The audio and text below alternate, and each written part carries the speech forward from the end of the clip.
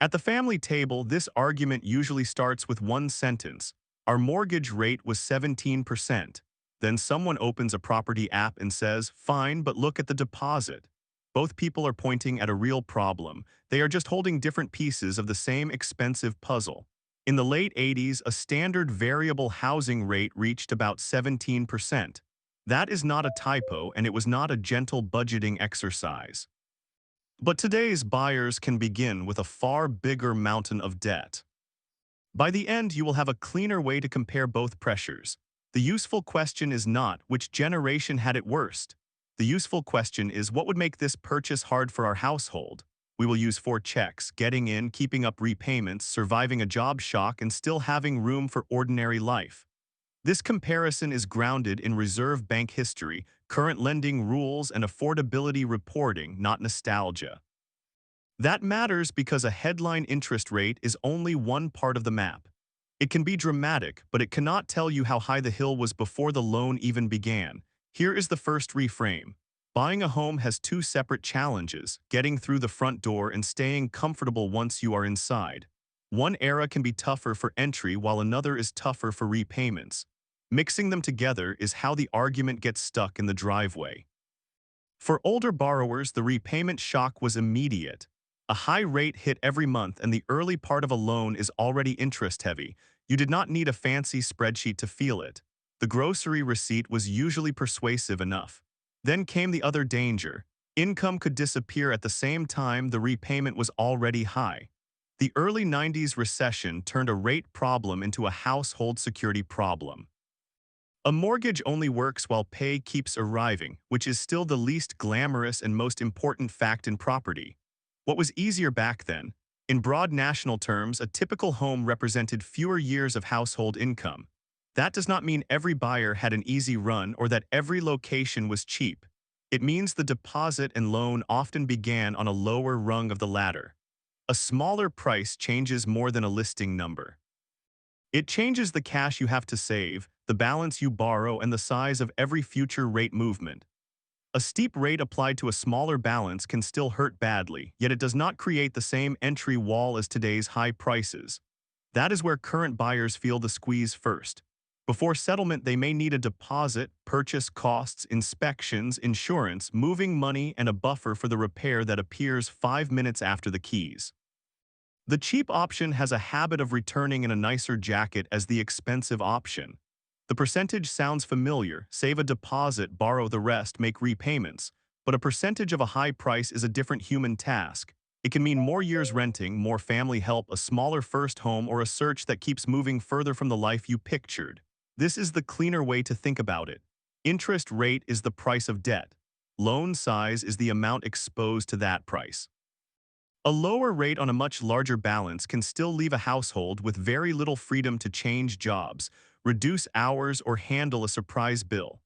And that is why rates are nowhere near 17% can sound comforting while missing the point. The repayment is not competing with an empty life. It is competing with childcare, transport, food, insurance, repairs, and the small costs that turn up uninvited with excellent timing. Current affordability data puts the dwelling value-to-income ratio in metropolitan Australia at about 8.5. It is not a score for every suburb or every family. It is a warning light. The entry price is now a much larger share of what a household earns than it was in earlier decades. So today's compromise often arrives before the mortgage does. A buyer might choose a unit over a house, a longer commute, a delayed renovation, a smaller garden, or a longer savings period. None of those choices is failure. They are the price of making the numbers and the life fit together. There are things that are easier now. Buyers can compare products quickly, learn the language before meeting a broker, and find more structured support if they are eligible. Information is less locked behind a desk. Of course, more options can also mean more tabs open and more reasons to make tea. Modern lending also asks a harder question than, can you pay today's advertised repayment? It looks at spending, existing credit, and a rate buffer. That can feel unfair when you are already paying rent, but the point is to test whether the loan survives something other than a perfect month. APRA's current mortgage serviceability buffer remains 3 percentage points. In plain English, a lender checks whether you could manage repayments at a higher rate than the one on the offer. It is a guardrail, not a personal verdict, and it explains why an approval can be lower than expected. A lower approval can sting, but it may be useful information. The bank is not designing your ideal Saturday, it is trying to see whether the loan can keep functioning when costs rise. The better question is whether its ceiling also leaves room for your own life below it. This is the hidden trap. Approval is not affordability. A household can be technically approved and still be too stretched to absorb normal change.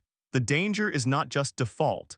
It is losing every bit of choice, saying no to reduced hours, repairs, visits, or a simple weekend because the loan eats the margin. Think of the maximum approval as a ceiling in a shop, not a recommendation for how high to stack the furniture. You can reach it. That does not mean it is where you want to live. The difference between maximum and comfortable is often where your future flexibility is hiding. That is why reasonable households make different choices. One may buy a smaller place sooner to stop renting. Another may wait for a larger buffer. One may accept a longer commute. Another may protect time with children. There is no universal winner because the costs are paid in different currencies. A price dip can be useful, but it is not automatic permission to stretch. Lower prices do not erase serviceability, maintenance, or a weak buffer. If the deal only works because every future number behaves nicely, the deal is asking the household to perform a magic trick without sleeves. So let's build the fair scorecard. First, how much cash is required before settlement? Second, what does the repayment do to the monthly budget? Third, what happens if income drops? Fourth, what flexibility is left after all the ordinary costs have had their turn? For entry cash, include more than the deposit. Add purchase costs, inspections, insurance, moving, and an emergency reserve that does not vanish at settlement. If every dollar goes into the keys, the first broken appliance becomes a very expensive welcome home card. For the repayment, use the amount you expect to pay, not the prettiest number in an advertisement. Then put it beside groceries, utilities, travel, childcare, insurance, and maintenance. A home loan is not a separate universe. It lives in the same kitchen drawer as every other bill. For job risk, imagine reduced hours or one income pausing. This is not pessimism, it is a test of how much breathing room the plan has. Older borrowers' new rate shocks could hurt. Current buyers should remember that income shocks still matter just as much. For flexibility, test a 1% rate rise and one urgent repair. Then ask a plain question. Would this still feel tight but manageable, or would it turn the household into a permanent emergency meeting? The number is not there to scare you. It stops the bill arriving with jazz hands. Run 3 versions of the same home: your ordinary month, a tighter month, a reduced income month. You are not trying to predict the future with supernatural accuracy. You are checking whether the purchase has enough given it to survive the future being mildly inconvenient. Sometimes the safer decision is a little less home and a little more buffer. That can feel like a compromise at inspection time. Later, it may be the reason a car repair, a baby, a career change, or a quiet patch at work does not become a financial crisis. It also helps to separate the first home from the forever home. A unit, townhouse, or modest place can be a deliberate choice, not a consolation prize. The right first step is the one that gives your household options later instead of trapping it in a payment that demands constant perfect behavior. Location is part of the loan too. A cheaper home with a punishing commute, extra cars, or less family time may not be cheaper in the life you actually live. Put the transport, time, and maintenance trade-offs onto the same page as the repayment before you fall in love with the floor plan. Family help can change the path for some buyers and not for others. If it is available, treat it as part of the plan with clear expectations, not as a silent assumption. A gift, guarantee, or loan can be helpful, but the relationship deserves the same careful paperwork as the property. Use professionals and comparison tools to understand choices, but do not outsource the household decision. A lender can assess capacity. A broker can compare products. Neither one lives your commute, your childcare roster, or the feeling of checking the account before payday. That part is still yours. This is what the old versus new debate is really about. Then the rate could crush the room to move after purchase. Now the entry price can crush it before purchase, and a large balance can keep pressure on it afterwards. The mechanism changes. The household feeling is recognizable. There is another useful distinction. Expensive is not always unaffordable and cheap is not always safe. A smaller price can carry hidden repair or transport costs. A higher price can sometimes work if the household has stable income and a real buffer. Context beats labels every time. Do not ask whether a property is good or bad in general. Ask whether it fits your exact household. What happens to the plan when a fixed cost rises, a parent needs help, a child starts care, or the car decides that today is its day for attention? Flexibility is not a luxury reserved for people with perfect budgets. It is the ability to handle a normal surprise without borrowing from next month.